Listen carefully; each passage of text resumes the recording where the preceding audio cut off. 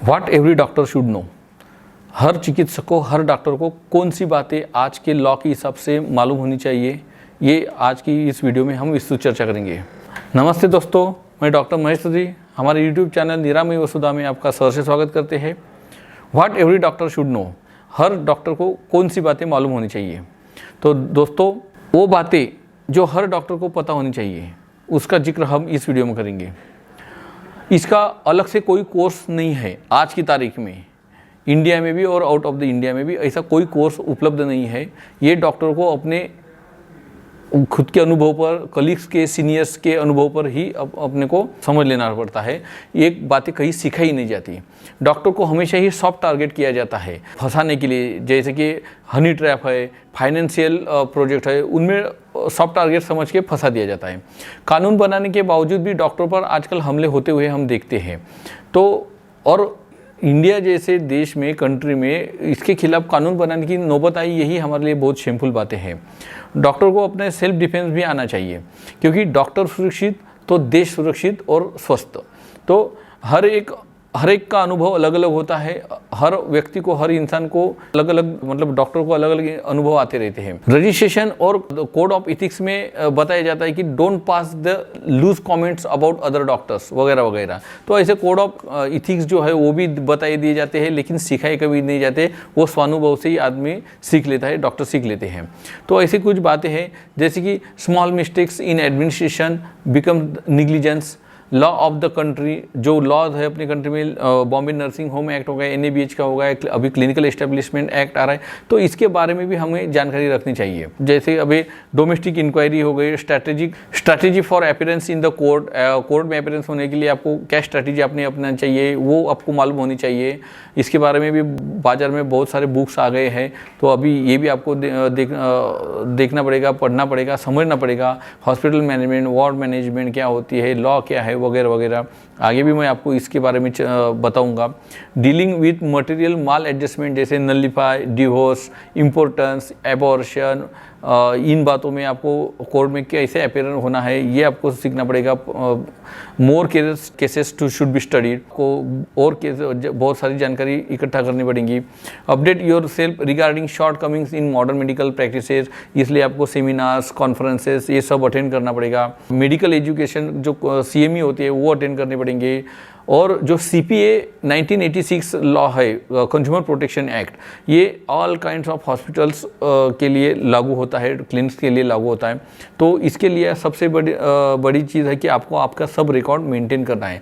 For example OPD register, discharge card register, IPD register, consent files, billing book, etcetera etcetera, all types of record should be maintain. Time to time counselling must be recorded on case paper, मतलब अपने रोगियों को, रोगी के रिश्तेदारों को क्या counselling किया है, क्या एडवाइस किया है, उन्होंने क्या किया, क्या नहीं किया, ये सब आपको उसके केस पेपर पर मेंशन करना है।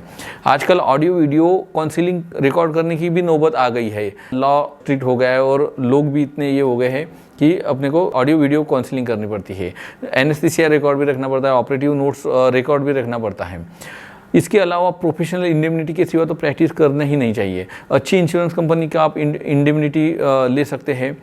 इसके अलावा इनकम टैक्स जो है, इनकम टैक्स के बारे में आपको जानकारी रखनी है। रेगुलर भरना, एडवांस भरना, प्रोफेशनल टैक्स, जो सैलरीड डॉक्टर्स है उनको प्रोफेशनल टैक्स भरना पड़ता है, वो रेगुलर भरते हैं कि नहीं, वो भरना चाहिए। CA अपॉइंटमेंट करना चाहिए। आजकल तो हॉस्पिटल को एडवोकेट को भी हायर करने की नौबत आ गई है, अपॉइंटमेंट करना पड़ता है।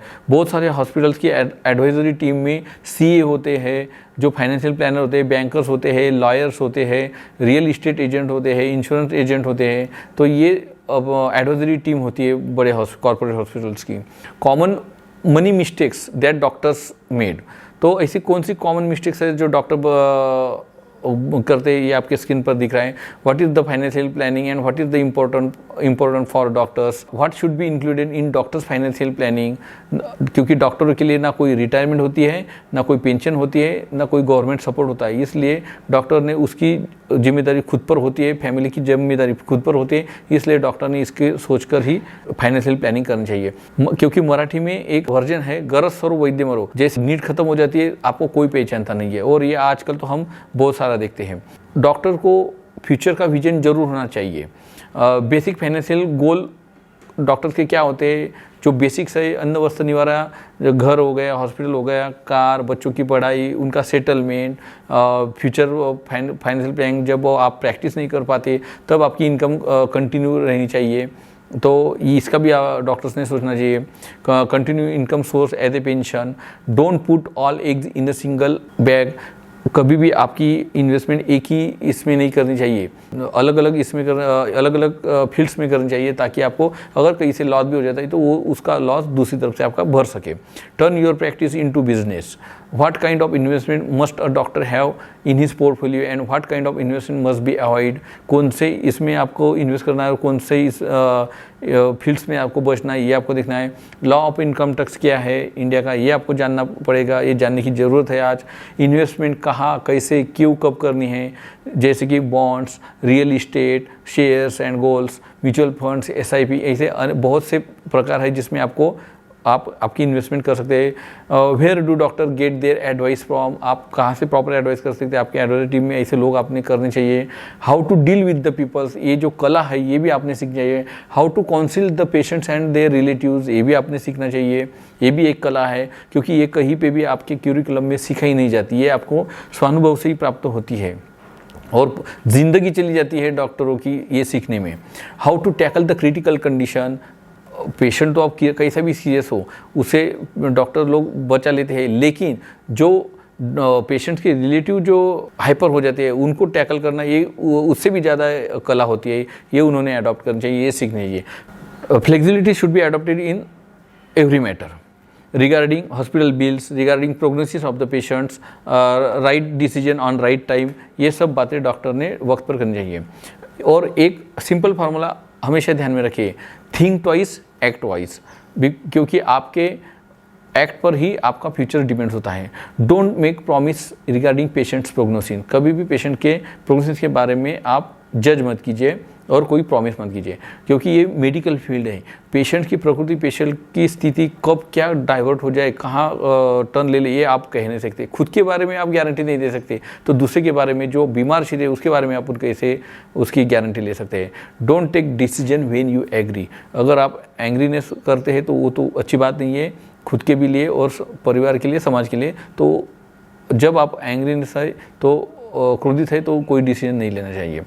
यूजी के बाद में 1 या 2 मंथ की जो काउंसलिंग स्किल या पब्लिक रिलेशन, सोशल नेटवर्क बनाने की ऐसा कोर्स कुछ तो भी शुरू करना चाहिए यूनिवर्सिटी की तरफ से, ताकि सोशल लाइफ में भी डॉक्टर होशियार हो सके। फाइनेंशियल डीलिंग, इथिक्स इन मेडिकल फील्ड, तो इनका भी कोर्स शुरू करके उनकी ट्रेनिंग देनी चाहिए, ताकि समाज में डॉक्टर के प्रति विश्वास पहले जैसा निर्माण हो सके। क्योंकि आचार्य चरक जी ने कहा है, कृष्ण ही लोको बुद्धिमताचार्य शत्रुच अबुद्धिमता, means this entire world is a teacher to the intelligent and foe to the unintelligent. तो ये दुनिया जो है ये होशियार व्यक्ति के लिए गुरु का काम करती है, उसे सिखाती रहती है और वो भी उससे सीखता रहता है। और जो बेवकूफ़ लोग होते हैं वो इस दुनिया को ही शत्रु मानकर उनसे लड़ता झगड़ता रहता है और अपनी ज़िंदगी बर्बाद कर देता है। तो बहुत अच्छा कहा है आचार्य चरक जी ने। तो अगर आपका हॉस्पिटल है, आपका क्लिनिक है, तो आपके हॉस्पिटल में जो काम करते हो उनका नाम, पता, आधार कार्ड, इनकी जेरोक्स आपको लेनी चाहिए। किसी को आपका मिस एडवांटेज नहीं लेने देना चाहिए और ना ही आपने किसी का लेना चाहिए। Always try to avoid the negligence, वो चाहे वो सिविल हो या क्रिमिनल हो। सिविल तो वेरी कॉमन होता है और क्रिमिनल तो वेरी रेयर होते हैं। Take second opinion to your seniors, your colleagues and your guru and keep it on records. Don't hesitate regarding this. It is sign of smart person.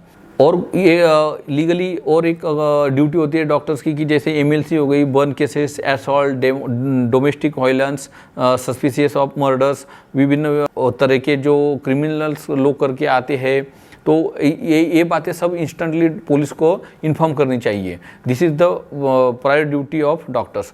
भिन्न विषयों के लिए जो स्पेशलिस्ट डॉक्टर होते हैं उनके लिए भी भिन्न भिन्न कानून है, जैसे कि सेक्स डिटर्मिनेशन एक्ट हो गया, एबॉर्शन लॉ हो गया, birth and death register maintain करना, ये जो हॉस्पिटल उन्होंने ये करना चाहिए।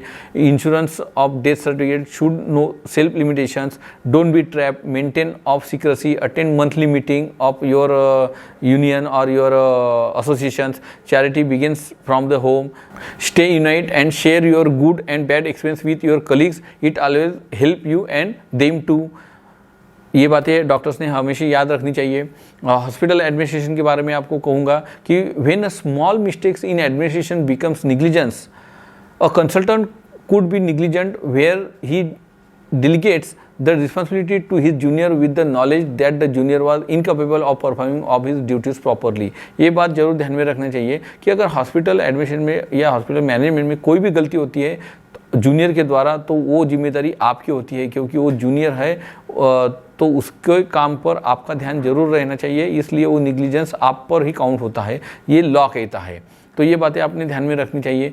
Necessity of employing the qualified and train doctors and nurses, female patient check करते वक्त आपके साथ हमेशा फीमेल अटेंडेंट जरूर होना चाहिए। ये ऐसी छोटी छोटी बातें हैं जो आपको हमेशा मालूम होनी चाहिए दोस्तों।